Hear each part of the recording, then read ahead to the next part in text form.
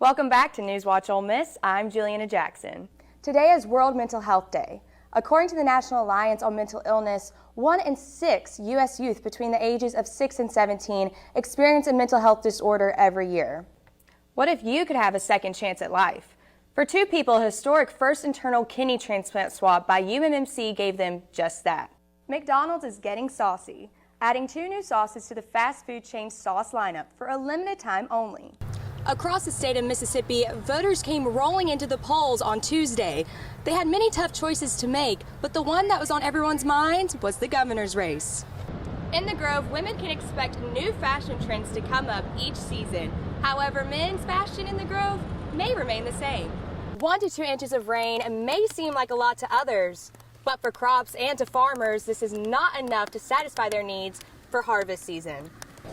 Police are fighting to get fentanyl off of the streets, while others are educating students and community members the dangers this deadly drug can hold, especially on the families of those who have passed.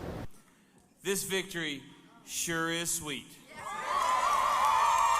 Across the nation, the Mississippi governor's race caught people's attention.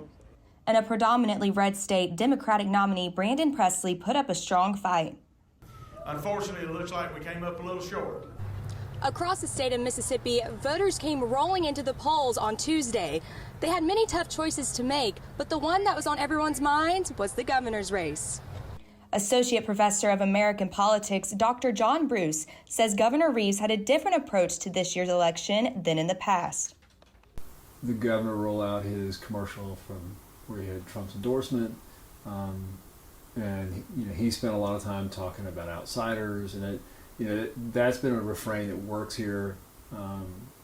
If you go back to the state flag initiatives and stuff, the effective argument was always, oh look, it's outsiders trying to tell Mississippi what to do. Some students expect the next 4 years to be very similar to the last. I just don't see him wanting to change that because I feel like he thinks he's supported by the Mississippi residents. Meanwhile, others like what Reeves had to say to younger voters. I just think it's so cool how he's putting himself out there hey, this is what I'm doing, this is what I'm here for. While Governor Reeves remains in office, this will be his last term. Starting today, the jostling for the next governor has begun. Julieanna Jackson, Newswatch, Ole Miss.